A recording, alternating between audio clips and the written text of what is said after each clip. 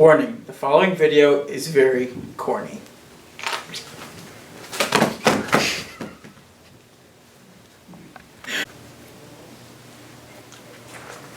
No! What the freak frack, dude? Don't you know GMOs are bad for you?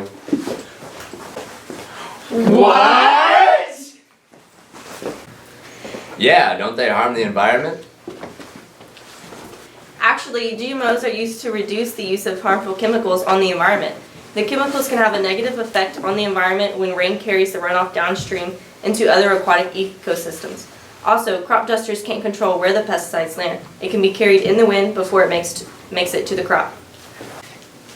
GM crops do not require as many pesticides because they produce their own bacteria. And the bacteria has been studied and is not harmful to fish when digested. The release of GM would not only be harmless, but would actually be beneficial. A common pest for the corn is called the corn rootworm. GMOs are used to make the seedlings resistant to the pest, which will decrease the use of harsh chemicals on the environment. Another example is Roundup cotton, which was further studied and transformed into Roundup Ready Flex cotton, and is resistant to Roundup and more flexible to survive weeds. Speaking of tests, a test in 1998 showed the amount of pesticide used was 8.2 million pounds less when GM crops were planted. And in China, they reported an increase of pest predators. This is beneficial as pesticide does not affect all pests. Now, 95% of China's GM crops and the use of pesticide has been cut in half. But aren't they super bad for you? Well, plenty of studies have been done to show that they don't harm the body. These tests are done over and over again to ensure the safety of the human body they go into. One of these tests that they do involves seeing if the chemical format of the original product and the GMO-based product are the same. These two need to be equal in nutritional value. If they are, the GMO product is okay to be sent out to the public. Don't they label the GMO products in the stores? These products, when given out to the public, are required by law to be labeled as a GMO-based product. The main reason for this isn't for the people who don't want to eat GMOs, though. These companies are worried about allergies associated with the new organismal DNA. Allergies? Since this ideally is a new organism, it is possible for a person to be allergic to the new DNA. It is highly unlikely, though.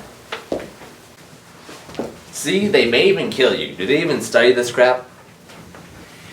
Actually, GMOs have been tested more than any crop in the history of agriculture. And multiple tests are still being done today.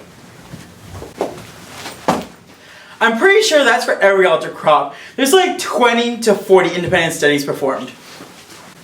Brosif, genetically altered crops aren't even new. For thousands of years, farmers have saved the seeds of the best crops for the next harvest and have mixed plant pollen to be awesome. Didn't that lit dude Gregor Mendel discover this? Yup, in like the 1800s. Plus, GM crops have helped our economy. GMCs tend to increase yields by protecting the output that would otherwise be lost due to insects, weeds. Similarly with drought-tolerant plants, the farmers have an acceptable crop loss that they factor into their yields. And if the crop is drought-resistant, then they lose less crops and therefore have higher yields and higher profits.